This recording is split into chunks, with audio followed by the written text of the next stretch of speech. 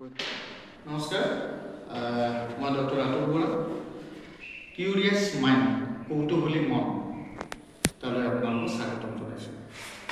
কালি এটা মই ফিলচফি সম্পৰ্কত এটা ভিডিঅ' আপোনালোকক দিছিলোঁ, কিন্তু ভিডিঅ'টো কিবা এটা কাৰণত ডিলিট হৈ গ'ল। আকৌ আপলোড কৰি দিছোঁ বা যি হওক, যে ফিলচফিৰ যিখিনি ছাত্ৰ ছাত্ৰী আছে, ফিলচফিৰ যিখিনি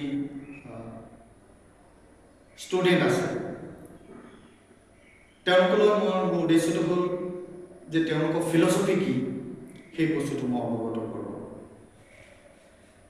কালি ভিডিঅ'টোত মই মোৰ এইমছ এণ্ড অবজেক্টিভখিনি মই ইতিমধ্যে উল্লেখ কৰিছোঁ আপোনালোকৰ আগত। আপোনালোকে নিশ্চয় চাইছে, আজিসকলে চোৱা নাই চাব। এতিয়া প্ৰশ্ন হ'ল কি, দৰ্শন কি, ফিলচফি কি, যে সেই কথাটো বুজাবৰ কাৰণে মই এতিয়া চেষ্টা কৰিছোঁ আজি আপোনালোকৰ আগত। যে আমি এটা কথা জানো যে মানুহ হ'ল চিন্তাশীল জীৱ। চিন্তা কৰিব পৰা শক্তি থকাৰ বাবে মানুহে নজনা কথা জানিবলৈ হাবিয়াস কৰে। নুবুজাত বুজাবৰ যি কৌতূহল, সেই কৌতূহলৰ বাবে মানুহে এদিন সৃষ্টি কৰিলে জ্ঞান, বিজ্ঞান আৰু দৰ্শন। আপোনালোকে এটা কথা জানে যে এই পৃথিৱীখন অতি জটিল আৰু ৰহস্যময়। আবাহন কালৰ পৰাই ঋষিমুনিসকলে, দাৰ্শনিকসকলে যে এই নজনা কথাটো জানিবলৈ চেষ্টা কৰি আহিছে। যেতিয়া অসতমাসত গময় তমসমা জ্যোতি গময় মৃত্যুমা অমিতম গময় ওম শান্তি শান্তি গাই আছিল। ভাৰতৰ বাহিৰত থকা যিসকল যি পৃথিৱী আছিল, সেই পৃথিৱীৰ হয়তো দৰ্শন বুজাই নাছিল। গতিকে ভাৰতীয় দৰ্শন শাস্ত্ৰ বহুত ওপৰত। কৌতূহল নিবৃত্তিৰ কাৰণে মানুহে কেৱল জাগতিক ঘটনা প্ৰবাহৰ তথ্য সংগ্ৰহ কৰিব, সেইবোৰৰ মাজত কাৰ্যকাৰণ সম্পৰ্ক আৱিষ্কাৰতে ক্ষান্ত নাথাকি পৰিদৃশ্যমান জগতৰ বাহিৰত অসীম অনন্ত জগতৰ জ্ঞানে মানুহৰ চিত্তত পৰিতৃপ্তি কৰিব বিচাৰিছে। মানুহে জানিব বিচাৰিছে জগত আৰু জীৱনৰ উৎসৰ বিষয়ে। মানুহৰ জ্ঞান পিপাসু ঘটনাটো, জ্ঞান পিপাসুৰ মনটোৱে নতুন কথা জানিবৰ কাৰণে অশেষ চেষ্টা কৰে।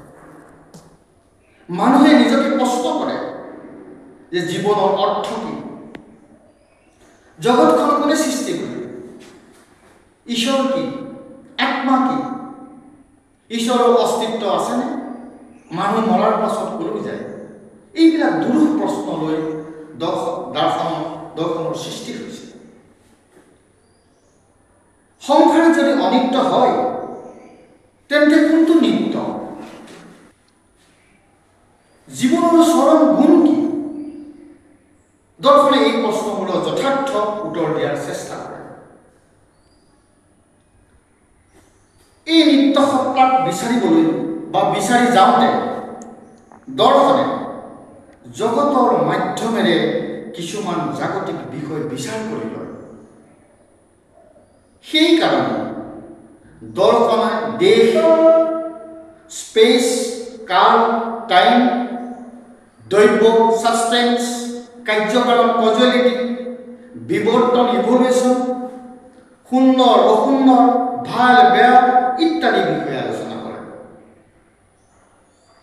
চৰম সত্য বুদ্ধিৰ দ্বাৰা উপলব্ধি কৰাটোৱে হৈছে দৰ্শনৰ মুখ্য উদ্দেশ্য। নিশ্চয় তোমালোকে বুজি পাইছা। দৰ্শনত বিজ্ঞানৰ দ্বাৰা সৰ্বজন গৃহীত কোনো সিদ্ধান্ত পোৱা নাযায়। দৰ্শন হ'ল প্ৰত্যেকজন দাৰ্শনিকৰ গভীৰ চিন্তা, বিশ্বাস, অনুভূতি, এইবোৰৰ দ্বাৰা অভিব্যক্ত। আমি এটা কথা জানো যে প্ৰত্যেক বিজ্ঞানী জগতখনৰ আংশিকভাৱে আলোচনা কৰে, জগতৰ এটা পাৰ্ট আলোচনা কৰে।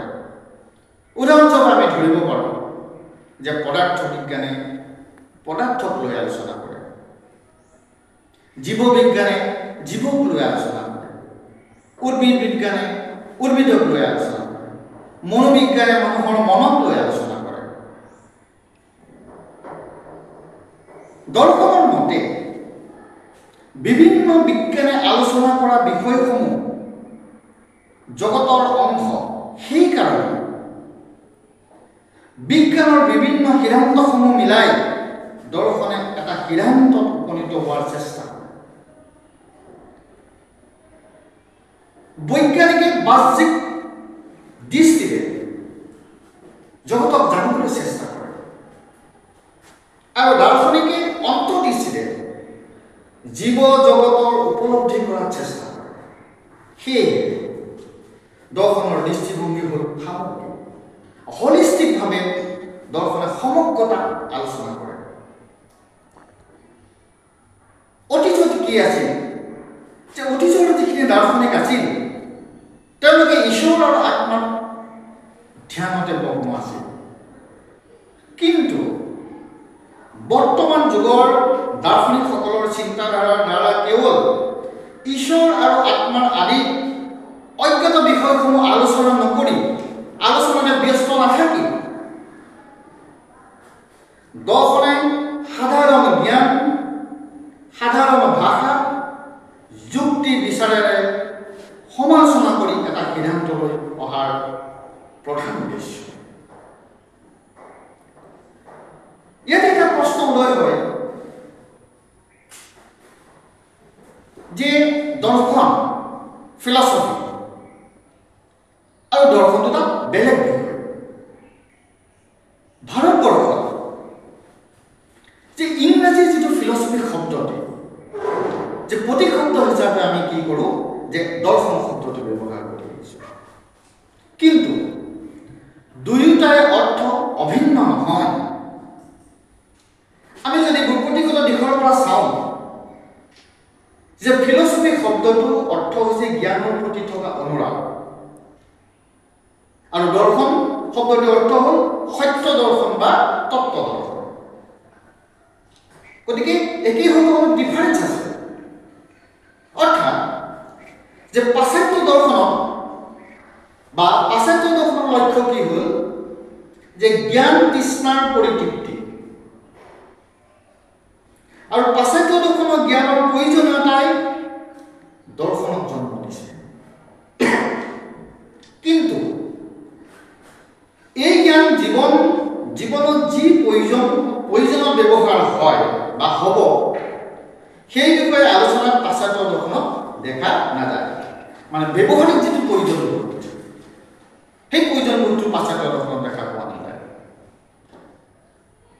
কিন্তু আমি যদি ভাৰতীয় দৰ্শনলৈ চাওঁ তেতিয়া এটা কথা দেখা পাওঁ যে ভাৰতীয় দৰ্শনৰ আৰম্ভণি হৈছে জীৱনৰ প্ৰয়োজনীয়তাক কেন্দ্ৰ কৰি ত্যাগ আৰু ভোগৰ সুষম সমন্বয়ৰ ফলস্বৰূপে ভাৰত দৰ্শনৰ এটা মূল তাৎপৰ্য বা উৎপত্তি হৈছে।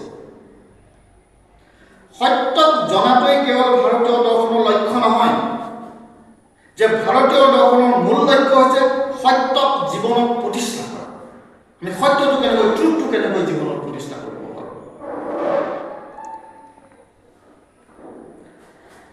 ভাৰতীয় দৰ্শন হৈছে আধ্যাত্মিকবাদী দৰ্শন। জড়বাদী স্বভাৱ দৰ্শনৰ বাহিৰে বাকী সকলো ভাৰতীয় দৰ্শনে আধ্যাত্মিক ভাৱপূৰ্ণ। এইখিনিতে মই এটা কথা উল্লেখ কৰিব বিচাৰিছোঁ যে বহুতে জড়বাদী স্বভাৱ দৰ্শন বুলি ক'লে কি বস্তু কৈছে কথাটো বুজি নাপাব যিসকলে প্ৰথম ভিডিঅ'টো চাইছে। যে এইখিনিতে এটা কথা মই উল্লেখ কৰিব বিচাৰিছোঁ যে বহুতে হয়তো ছাত্ৰ ছাত্ৰীয়ে স্বভাৱ দৰ্শন এখন জড়বাদী দৰ্শন বুলি মই উল্লেখ কৰিছোঁ, বা স্বভাৱ দৰ্শনৰ বাহিৰে সকলোবোৰ দৰ্শনে আধ্যাত্মিক হ'ব। এটা কথা আপোনাক জনাবলৈ পাই ভাল পাওঁ মৰমৰ ছাত্ৰ ছাত্ৰীসকল, যে ভাৰতীয় দৰ্শনৰ 9টা ছিষ্টেম আছে, 9টা শাখা আছে। যেনে সাংখ্য দৰ্শন, যোগ দৰ্শন, ন্যায় দৰ্শন, বৈশেষিক দৰ্শন, মীমাংসা দৰ্শন, বেদান্ত দৰ্শন, এই ছখন সৰল দৰ্শন বুলি কোৱা হয়। আনহাতে যে চাবক বৌদ্ধ আৰু জৈন এই তিনিখনক নাস্তিক দৰ্শন, আগৰখন আস্তিক, এই ছখন বা সৰল দৰ্শন, আৰু এই তিনিখনক নাস্তিক দৰ্শন বুলি কোৱা হয়। ইয়াৰে এই চাবকৰ যিটো কথা মই উল্লেখ কৰিছোঁ যে চাবক দৰ্শন হ'ল এখন জড়বাদ। যে ভাৰতীয় দৰ্শনক বহুতে হিন্দু দৰ্শন বুলি ক'ব বিচাৰে, কিন্তু আমি বিচাৰ কৰিলে এটা কথা দেখা পাওঁ, ভাৰতীয় দৰ্শনক হিন্দু বোলাৰ সমীচীন হ'বনে নহয় এই কথাটো নিৰ্ভৰ কৰিব এটা কথাৰ ওপৰত যে হিন্দু শব্দটো অৰ্থৰ ওপৰত। হিন্দু শব্দ বুলিলে যদি বিশেষ এক ধৰ্ম সম্প্ৰদায়ক বুজোৱা যায় তেনেহ'লে যে ভাৰতীয় দৰ্শনক আমি হিন্দু দৰ্শন বুলি ক'ব কোৱাৰ যুক্তি নাথাকিব। কিন্তু হিন্দু বুলিলে যদি ভাৰতবৰ্ষত বসবাস কৰা, ভাৰতৰ ভৌগোলিক খণ্ডত থকা সকলোকে জাতি জনগোষ্ঠীক বুজোৱা যায় তেতিয়াহ'লে হিন্দু নামাকৰণে বা নামেৰে অভিহিত কৰাৰ সমীচীন হ'ব। এতিয়া প্ৰশ্ন হ'ল যে দৰ্শন শব্দটি উৎপত্তি ক'ৰ পৰা হৈছে? যে দৰ্শন শব্দটি হৈছে যে দিক ধাতুৰ পৰা উৎপত্তি কৰিছে। ইয়াৰ অৰ্থ হৈছে দেখা, কিন্তু দেখাৰো তিনিটা অৰ্থ আছে। যে কি তিনিটা অৰ্থ? যে প্ৰথমটো হ'ল যে কোনো ঘটনা পৰ্যবেক্ষণ বা কোনো বস্তুক ইন্দ্ৰিয়ৰ দ্বাৰা প্ৰত্যক্ষ কৰাকে দৰ্শন বুলি কোৱা হয়। দ্বিতীয়টো অৰ্থ হ'ল যে দৰ্শন হৈছে সত্য বা ট্ৰুথ বা তত্ত্ব, ৰিয়েলিটি, আৰু তাৰ স্বৰূপ উপলব্ধি কৰা। ৩ নম্বৰ অৰ্থটো হৈছে দৰ্শন বুলিলে কোনো ক্ষেত্ৰত যে সংজ্ঞাবদ্ধ অভিজ্ঞতা বুজোৱা হৈছে।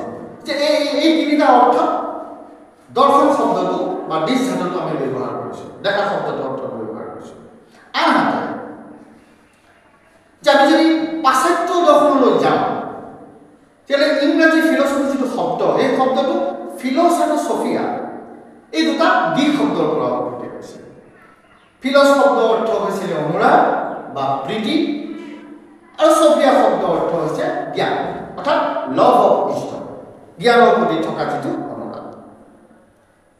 এতিয়া যে পাশ্চাত্য ফিলচফি আৰু ভাৰতীয় দৰ্শনৰ শব্দ যদিও সমাৰ্থক নহয়, তথাপিও পাশ্চাত্য তথা ভাৰতীয় দৰ্শনৰ উভয়ে এই বিষয়ত একমত যে কোনটো বিষয়ত একমত? যে জীৱন তথা জগতৰ বিচিত্ৰ যিটো অভিজ্ঞতাৰ মাজত অন্তৰ্নিহিত হৈ থকা পৰম স্বৰূপ বা পৰম সত্তা, তাৰ স্বৰূপ বা সত্তাক উপলব্ধি কৰিব বিচাৰে, পাশ্চাত্য দৰ্শনে হওক বা ভাৰতীয় দৰ্শনে হওক। সেইকাৰণে ফিলচফিৰ প্ৰতিশব্দ হিচাপে আমি দৰ্শন শব্দ ব্যৱহাৰ কৰি আহিছোঁ। এতিয়া যে বিভিন্ন দৃষ্টিকোণৰ পৰা যে দৰ্শনৰ বিভিন্ন সংজ্ঞা আগবঢ়াইছে। যে এপষ্টমলজি জ্ঞান মীমাংসাৰ দৃষ্টিকোণৰ পৰা কাণ্ট এজন বিচাৰপতি দ্বাৰা তেওঁ যে কি কৈছে যে philosophy is a science and criticism of cognition, অৰ্থাৎ দাৰ্শনিকৰ জ্ঞান বিজ্ঞান তথা সমালোচনা বুলি তেওঁ অভিহিত কৰিছে। অধিবিদ্যাৰ দৃষ্টিকোণৰ পৰা বিভিন্নজনে সংজ্ঞা আগবঢ়াইছে, প্লেটো, এৰিষ্টটল আদি কৰি। বিজ্ঞান সম্পৰ্ক বিষয়ৰ পৰা বিভিন্ন সংজ্ঞা আগবঢ়াইছে। দাৰ্শনিক Comte, Herbert Spencer, Paulsen, Russell, Perry, Weber, Hegel, Karl Marx ইত্যাদি বিলাকে দৰ্শনৰ সংজ্ঞা আগবঢ়াইছে। এতিয়া মৰমৰ ছাত্ৰ ছাত্ৰীসকল, তোমালোকে নিশ্চয় এটা কথা বুজি পালা যে দৰ্শন কি? দৰ্শন কি? What is philosophy?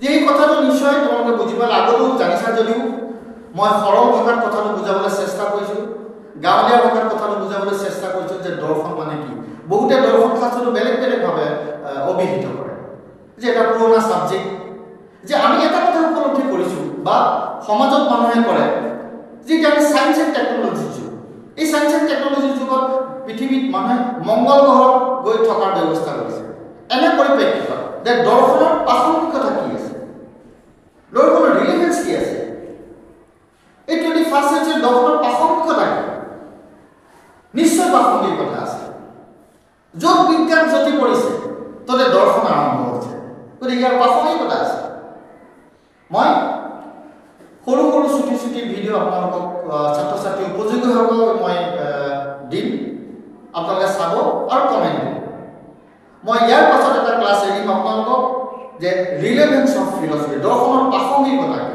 এই কথাটো মই নেক্সট ভিডিঅ'ত দিম আৰু এটা কথা আপোনালোকক মই ক'লোঁ তোমালোকক মই ক'লোঁ যে এই মই যিটো লেকচাৰ চিৰিজ দিলোঁ এই লেকচাৰ চিৰিজটো মই লিখিত আকাৰে এই ভিডিঅ'ত দিম যে ছাত্ৰ ছাত্ৰীসকলৰ উপযোগিতা থেংক ইউ আজিলৈ ধন্যবাদ